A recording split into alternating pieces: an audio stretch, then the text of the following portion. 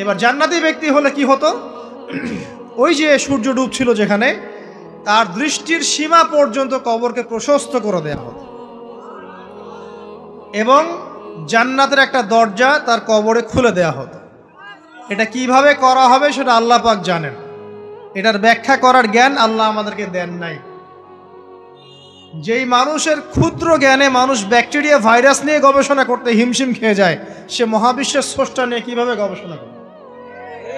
আল্লাহ পাকের অসীম জ্ঞানের সামনে আমার জ্ঞান কি? খুবই ক্ষুদ্র।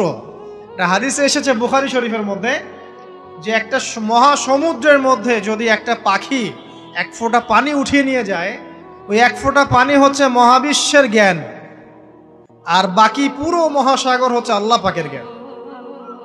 তো আমরা এই ক্ষুদ্র জ্ঞানের মানুষ হয়ে আল্লাহর জ্ঞানকে কেমন করে পেনিট্রেট করতে পারি?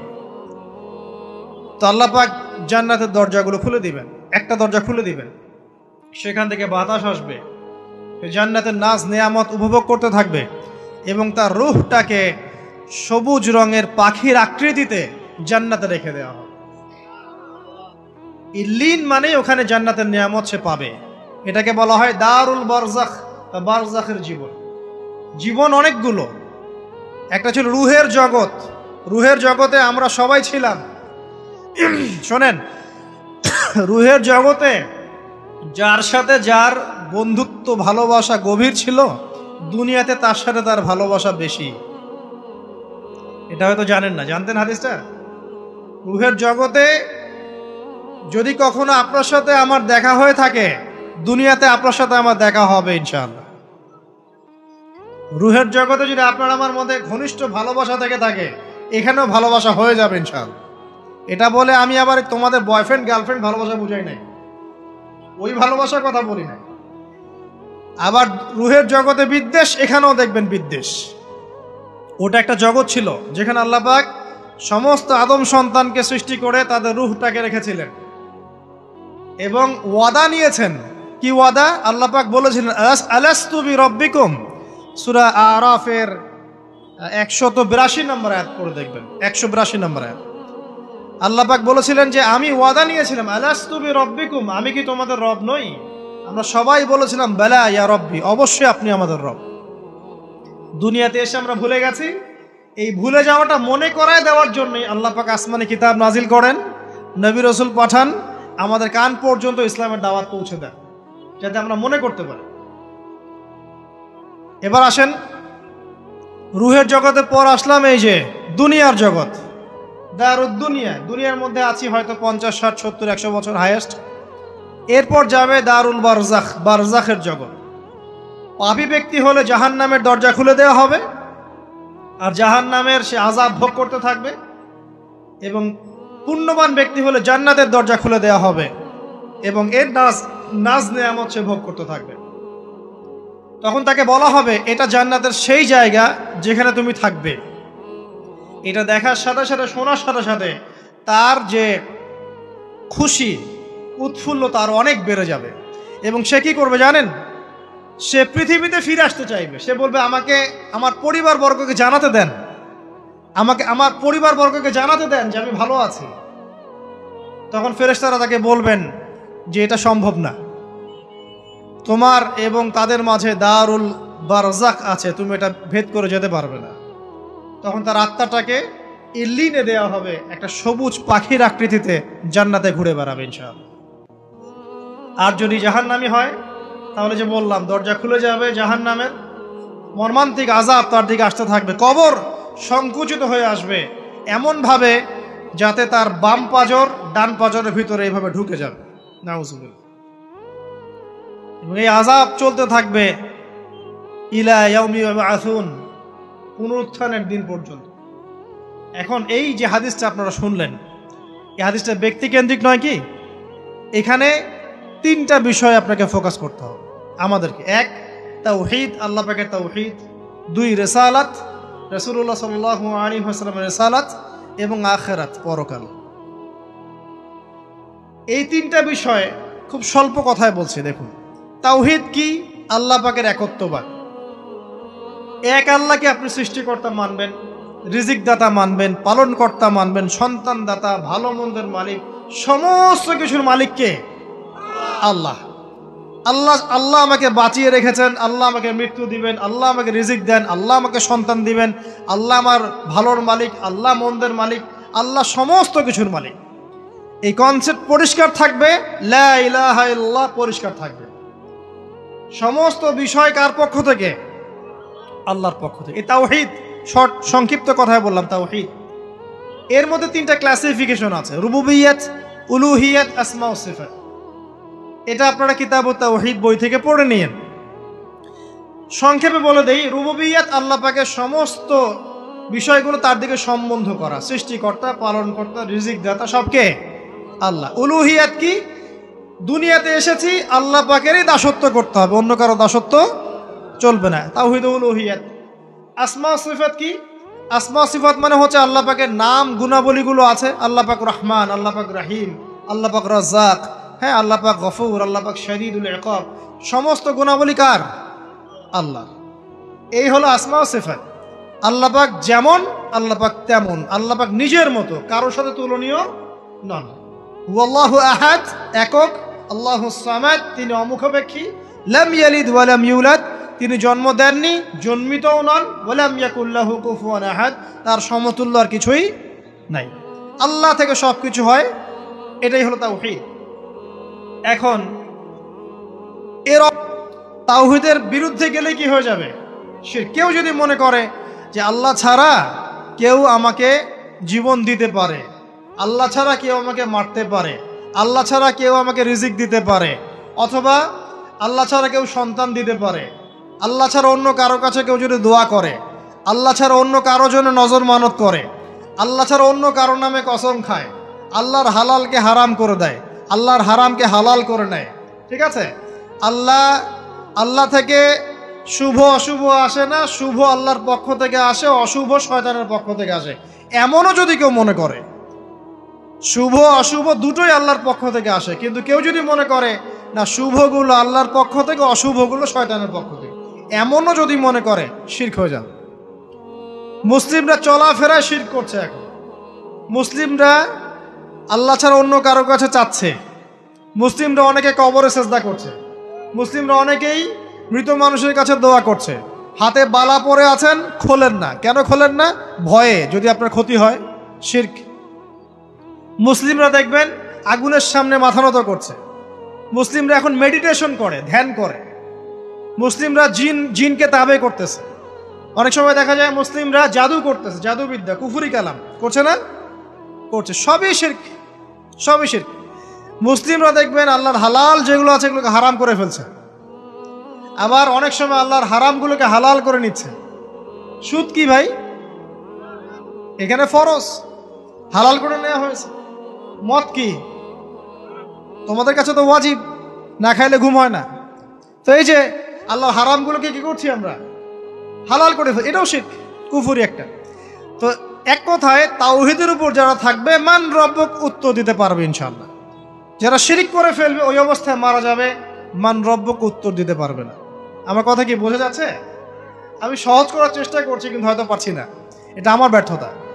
এক কথায় যদি আমরা কবরের প্রথম প্রশ্নের উত্তর দিতে চাই, তাহলে আমাদেরকে অবশ্যই তাওহীদের উপর থাকতে হবে, শিরকে যাওয়া যাবে না। প্রিয় ভাইরা, শিরকের পাপ থেকে আজকে তওবা করে ফেলবেন।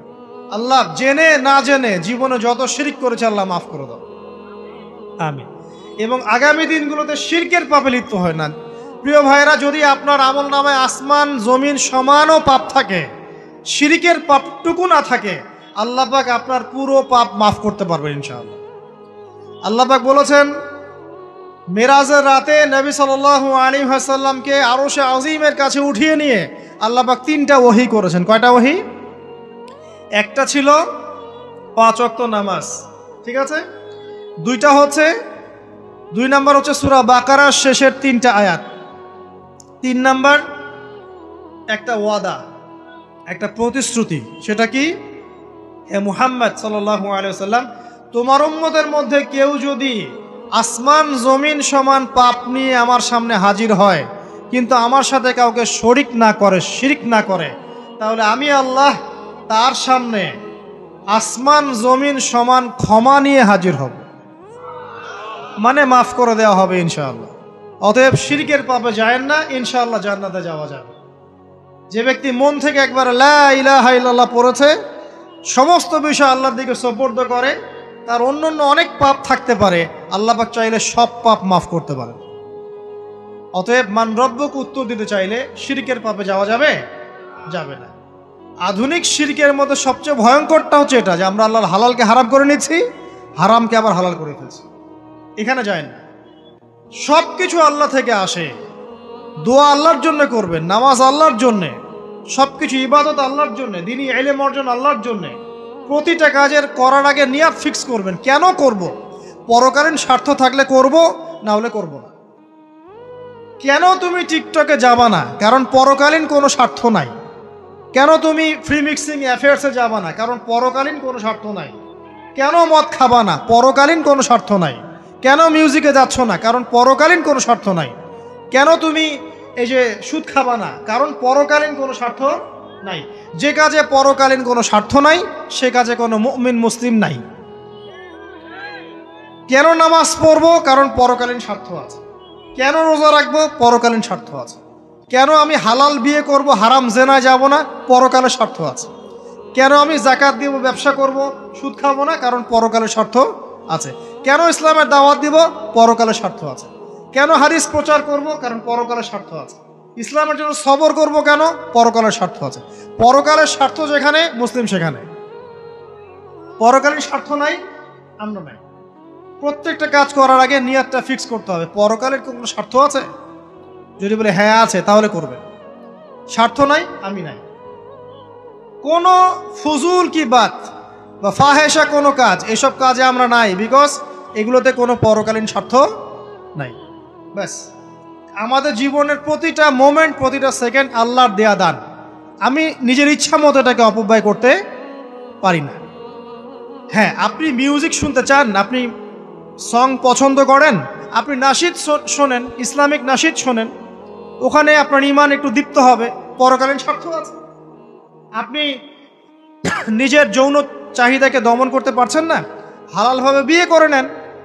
বিয়ে করার পর আপনি যত ইচ্ছা স্ত্রীকে মহব্বত করেন, প্রত্যেকটা মহব্বতে নেকি পাবেন। এমনকি স্ত্রীর দিকে নেক নজরে তাকাবেন, তাতেও নাকি।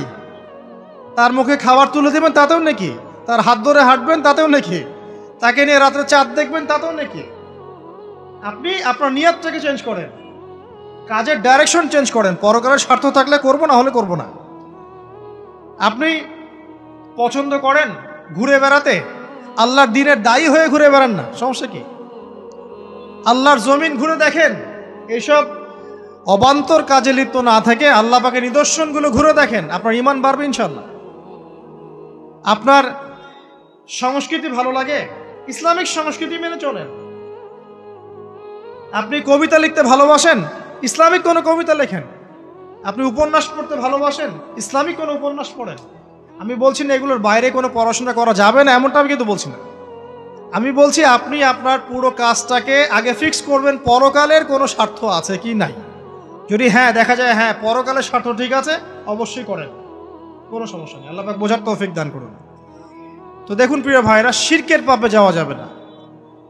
এই শিরকের পাপ না থাকলে আমলনামায় ইনশাআল্লাহ আমরা জান্নাতে যাব এবং কবরের উত্তরও দিতে পারবো ইনশাআল্লাহ। মান রব্বক, উত্তর পাস ইনশাআল্লাহ।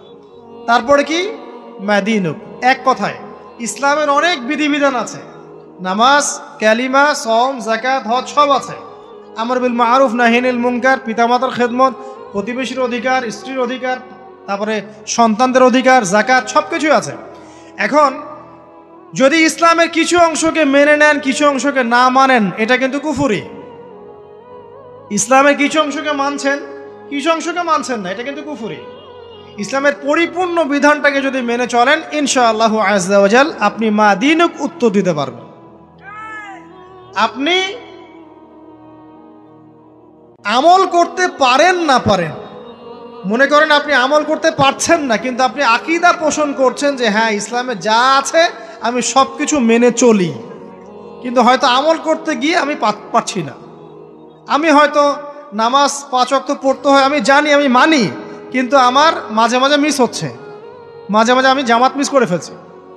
আপনি মানেন যে সম রাখতে হয়, মাঝে মাঝে আপনার সম মিস হয়ে যাচ্ছে, কিন্তু আপনি বিশ্বাস করেন যে হ্যাঁ আপনি সম রাখতে হয়, আপনার আকীদা ঠিক আছে।